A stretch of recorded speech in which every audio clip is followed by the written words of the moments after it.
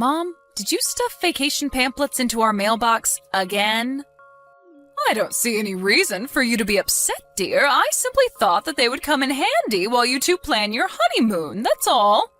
You completely filled our mailbox with them. Please stop doing that. The mailman constantly has to ring our doorbell to give us our mail because he can't fit it in the mailbox. I'd rather you stop giving us those pamphlets altogether, but could you at least just set them on the front doorstep instead? I was only trying to be helpful. Regardless of your intentions, it's getting out of hand. Am I clear? Don't put them in our mailbox anymore. That reminds me, have you decided on a destination for your honeymoon yet? We're still thinking about it. Why do you ask? What? You mean you haven't decided yet? But it's been 6 months since your wedding. Yeah, well, Sam and I are both busy with work, and our schedules are pretty hard to coordinate, so... Oh, and that wedding. Even after I went to the trouble of planning a beautiful wedding for the two of you from top to bottom, you didn't use any of my ideas. I was so shocked. Weddings are for the bride and groom, Mom, not their parents. We planned our wedding the way we wanted. That's normal. Not to mention the wedding you planned was unbelievably extravagant. A $30,000 dress? $500 per plate at the reception? Who do you think we are, the Kardashians? You could have taken out a loan. Plenty of couples do that these days. I am not going to spend so much on a wedding that we're never going to be able to afford to buy a house, Mom. Look, we've been through all of this before, and I'm tired of having this conversation. I need to get back to work now. Since you were insensitive enough to disregard my wedding plans, I expect you to at least take my honeymoon plan into account, understand? My travel sense is impeccable. A vacation planned by me is worth more than money. This is our honeymoon, so we will plan it in the way we want to. End of discussion. Nonsense! You said yourself that you haven't decided on anything yet. It's clearly far too much for you to handle by yourselves. Listen, dear, a honeymoon is an important step for a new couple. It sets the mood for the rest of your marriage, creates memories that will last a lifetime. But you still haven't even decided on a location, much less transportation and lodging. Is this how you want your marriage to start, with indecision and procrastination? We're starting our marriage with thoughtful planning and deep discussion between the two of us, but thanks for your concern. We'll take a look at the pamphlets you gave us, okay? Is that enough to satisfy you? We'll see. Let me know when you've finalized your plans. I'll let you know whether or not they're up to snuff. Frankly, I'm not interested in your opinion. Excuse me? Like I said, I need to get back to work. Goodbye. Hey, Sally. I just made it to the hotel fine and got checked in. Thanks for letting me know, Sam. I hope you enjoy your business trip. I'll do my best. Travel's nice, but when it's for business, meh. By the way, I just realized that my mom sent me a text. She said you complained about her stuffing our mailbox with a bunch of travel pamphlets again? Don't tell me she was getting on your case about our honeymoon again. Yeah, she was. She took it to a new level this time, too. It looked like that mailbox was about to burst at the seams from all those pamphlets. Unreal. I'm sorry you had to deal with that. I took a look at them, thinking maybe there might be a chance that one of them might be interesting, but they're all guided tours with a private guide who goes with us everywhere. Why would we want a third wheel on our honeymoon? That reminds me. My dad told me before that my mum had booked that exact same kind of tour for their honeymoon. Dad said it completely destroyed the mood. The two of them never had any privacy at all, with the guide constantly with them, at restaurants, parks, stores, etc. But it sounded like Mum enjoyed it, at least. You think that's why she's pushing it on us? Because she had such a good time with it? Yeah, probably. For her part, it's not like we've told her what sort of honeymoon we had in mind. But then again, even if we did tell her, I'm sure she had just managed to find a way to barge in on us. So it's probably best we just keep her completely in the dark. It's crazy that you're so comfortable talking about your own mother like that. Hey, it's the truth. Just the way my mum is. The way she's always been. Once she gets an idea in her head about something, she has to inject herself into it, even if it has absolutely nothing to do with her. That's why I never told her about, well, you know what. Ah, that. Yeah, I was hoping you wouldn't spill the beans to her about that. But are you sure you're okay with that? Yeah, I'm sure. I talked to my dad who knows all about it, and he gave me his blessing to keep it between us, so yeah, let's just continue to do that. Okay, well, as long as you're okay with it. Hello there, Sally. Today's the big day, isn't it? I bet you're so excited. I know I am. Huh? What should I be excited about? Oh, come now, dear. Are you still going to keep the act up? I know you were trying your best to keep me out of the loop, but you've underestimated me. I know everything. Mom, I seriously have no idea what you're talking about. Oh, well, you can go ahead and be that way. It doesn't change the fact that I know everything. Could you please stop talking like that and just tell me what you think it is I should be excited about? I'll see you soon! Sally, where are you? You need to come and pick me up from the airport. I'm waiting! What? What do you mean, the airport? Where are you? Okinawa! Where else? Okinawa? You mean in Japan? Which hotel will we be staying at? I hope you picked the one I recommended. The buffet breakfast looked phenomenal. You're not making any sense. Come on, Sally. I just arrived in Okinawa, so tell me where the hotel is. Seriously now, dear, get with the picture. Exactly what picture am I supposed to get with, Mom? Why are you in Okinawa? And why are you suddenly expecting me to come to pick you up from the airport and take you to a hotel? Did I miss something? I don't remember you ever talking about a vacation to Japan. My goodness, Sally, you never give up. I know your honeymoon in Okinawa starts today. What? I heard Sam talking to his father about going to the Blue Cave on your honeymoon. When I looked it up on the internet, I figured out that you were going to the Blue Cave in Okinawa, Japan.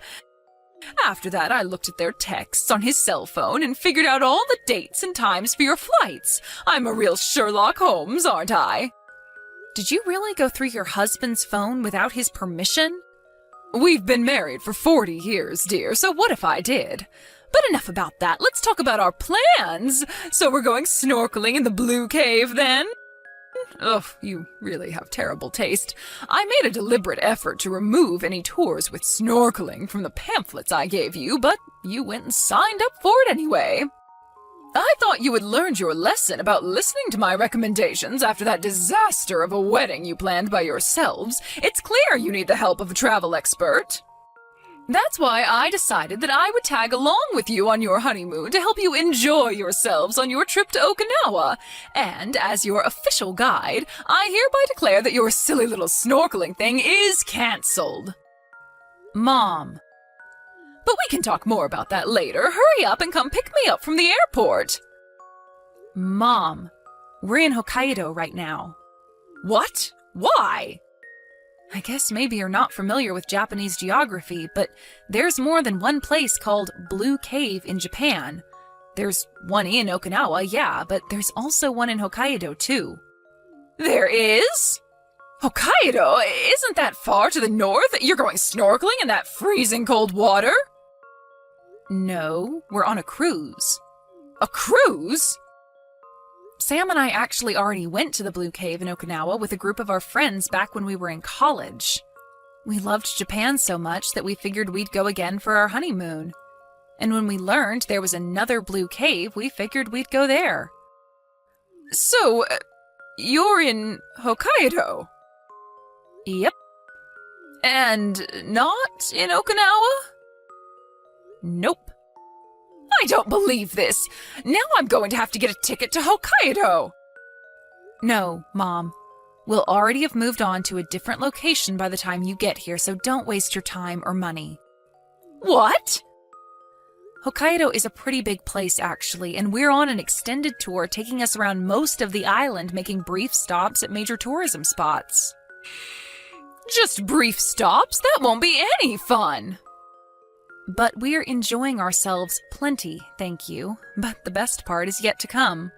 We're going on a train tour that circles the island so we can see all the scenery from the train window. You what? How could just riding a train be fun? You can ride a train at home. Meh, to each their own.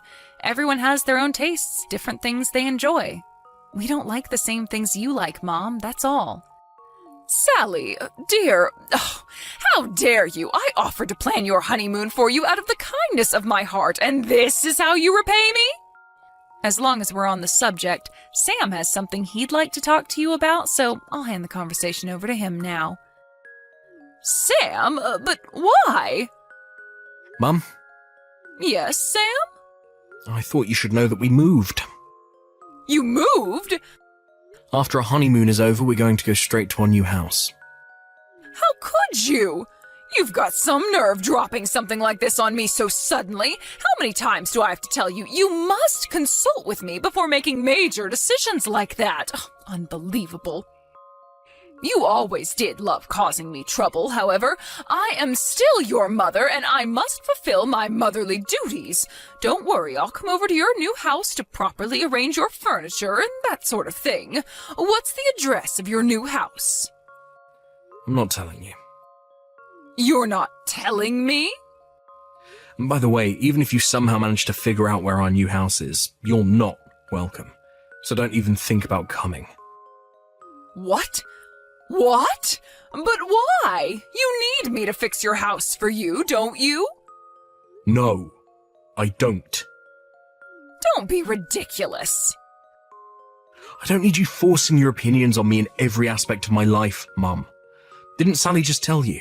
Everyone has different tastes. We don't like the same things you like. I was just trying to be helpful. Being helpful would be offering a recommendation when we ask for one, and I wouldn't have any problem with that. But if we don't do everything exactly the way you want us to, down to a T, then you go completely hysterical. Haven't you noticed that all your friends have abandoned you one by one? Do you hang out with anyone other than Dad? That's nonsense. They haven't abandoned me. Oh, for the love... Don't tell me you didn't even notice. Surely you can't be that oblivious.